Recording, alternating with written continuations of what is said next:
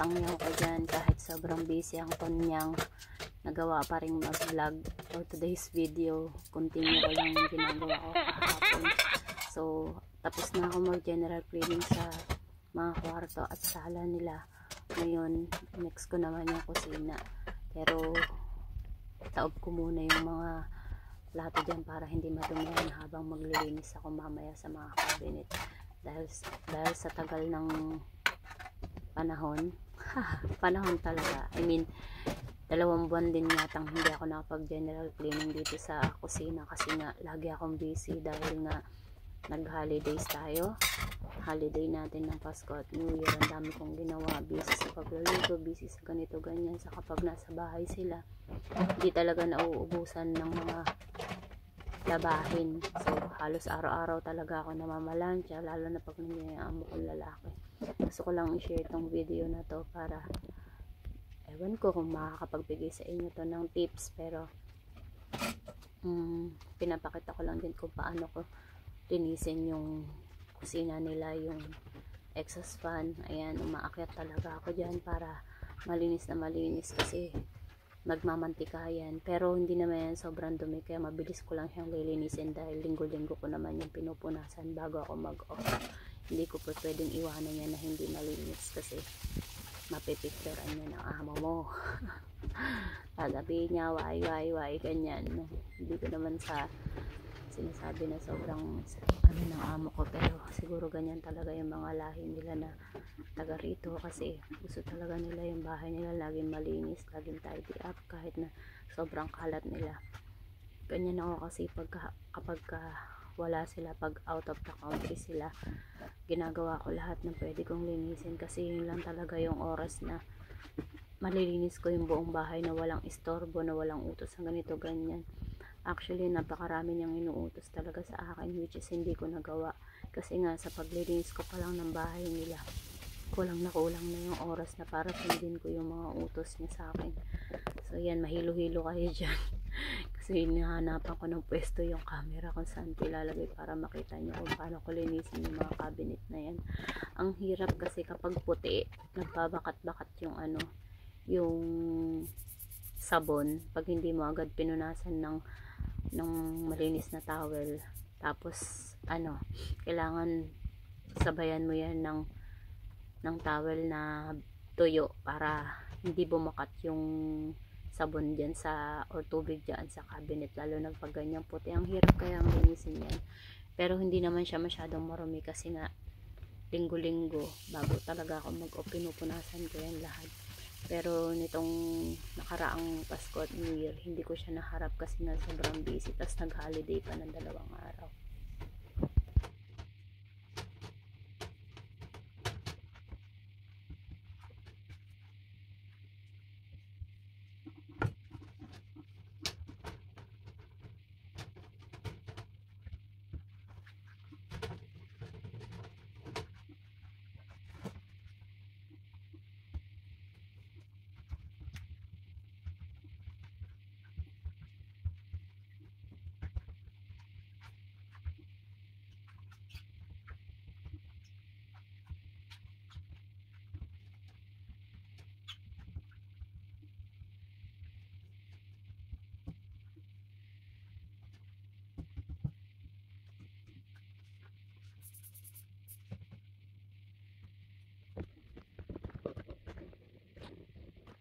Ngayon, next ko naman yung kabilang side. So, kailangan ko ulit tumungtong dyan para maabot ko yung ano, dahil medyo mataas yan.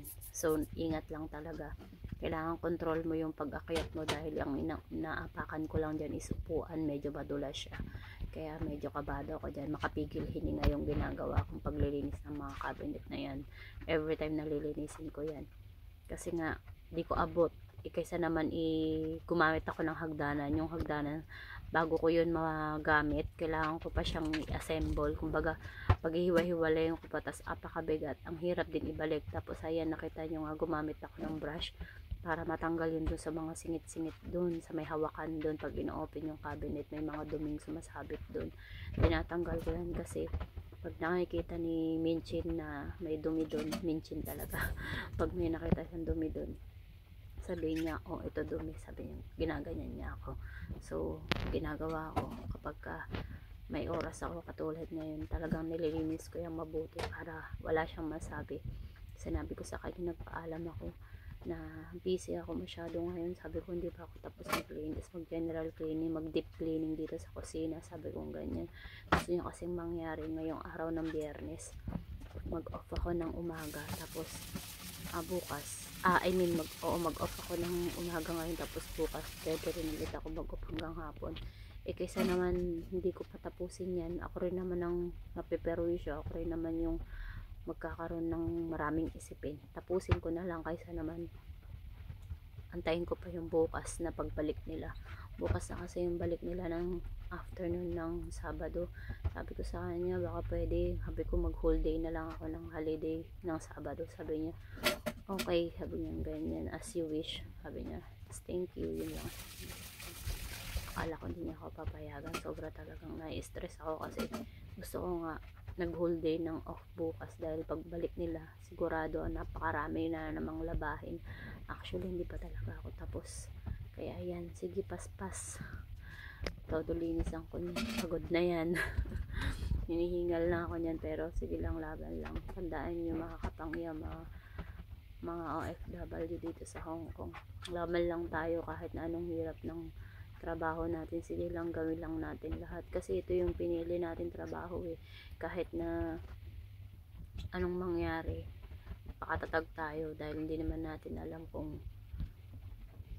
may buhay ba tayong dadatnan sa Pilipinas kung hindi tayo susunod sa mga amo natin. What I mean is, yung kikitain natin sa Pilipinas hindi talaga sapat din. Well, actually yung sahod ko ngayon hindi rin sapat, pero okay na din kumpara sa hindi ka makasahod ng makabayad ng mga utang mo sa Pilipinas o ng bayarin mo sa bahay, like kung ano-ano pa dyan.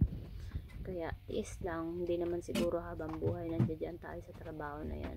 Darating din yung time na nakakaalis din tayo sa trabaho na yan. So ngayon, inalis-ulis ko muna yung floor at ang daming mga nalaglag na dumi dyan, at saka yung mga pinaglinisan ko kanina sa oven. Tapos pagkatapos niyan, susunod ko na ngayon yung ibabaw ng ref. Yan.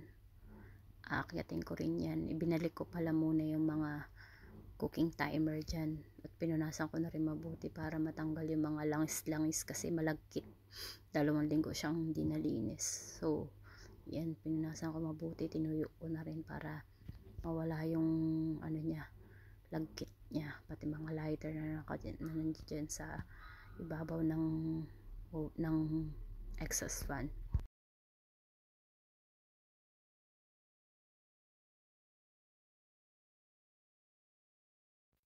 Ngayon naakyatin ko naman ngayon yung kabilang ref, yung mataas na ref. Tanggalin ko yan lahat para mapunasan ko mabuti. Tinanggalan ko ng alikabok kasi tagal ko rin hindi nalinis yan. Ganyan ang ginagawa ko kapag out of the country sila, make sure ko talaga na lahat na kailangan linisin ko na. Kumuha pa nga ako ng sandok kasi hindi ko maabot yung dulo.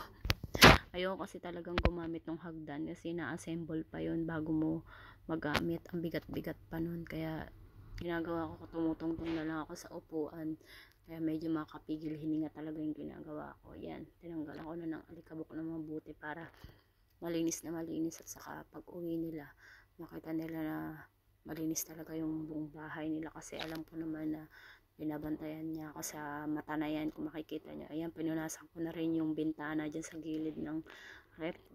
Hawak-hawak ko pa yung sandok kasi akala ko hindi ko abot. Bala siya dyan kung makita niya ako. Saka yan, mga nakasampay pa ako dyan sa gilid. Ayan yung paplansyahin ko mamaya pagkatapos kong linisin yung buong kusina. Buti na lang talaga natapos na lahat. Thank you Lord. Hindi ko nalilinis kasi magluluto pa ako mamaya. Pero tinatanggal ko yan. Pero hindi siya masyadong marumi. Kasi lagi ko itong nililinis linggo-linggo. Hindi siya mantika.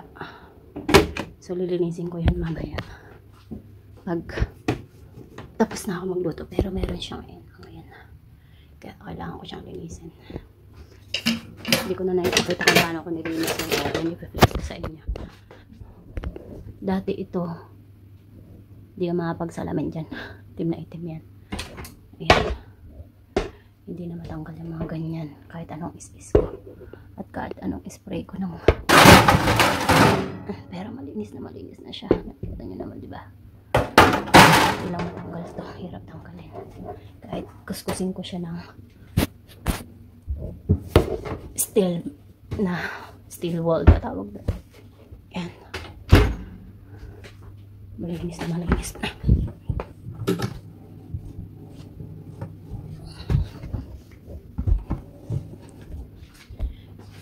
Makintab na ba? Ito nakakainis sa stainless pag bumabakat ito bumabakat siya, pero mark niya na talaga yan, ayaw na matanggal. Yan, makintab na ba?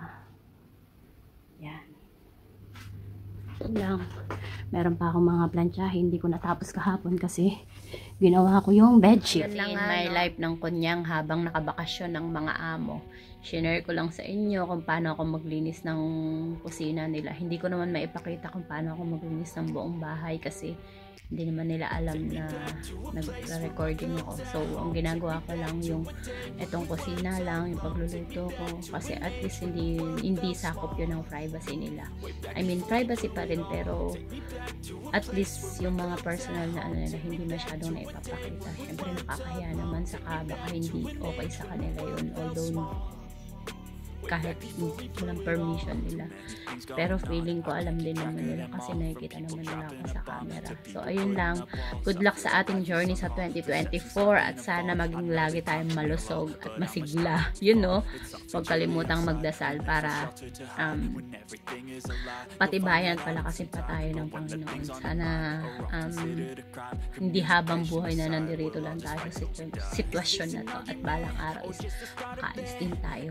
Yun, bye! Sana mag-subscribe kayo at mag-like and share na rin. Mag-comment na din kayo kung nagustuhan niyo yung pag-share ko ng konting tips kung paano ako maglinis ng kusina. Yun lang, bye!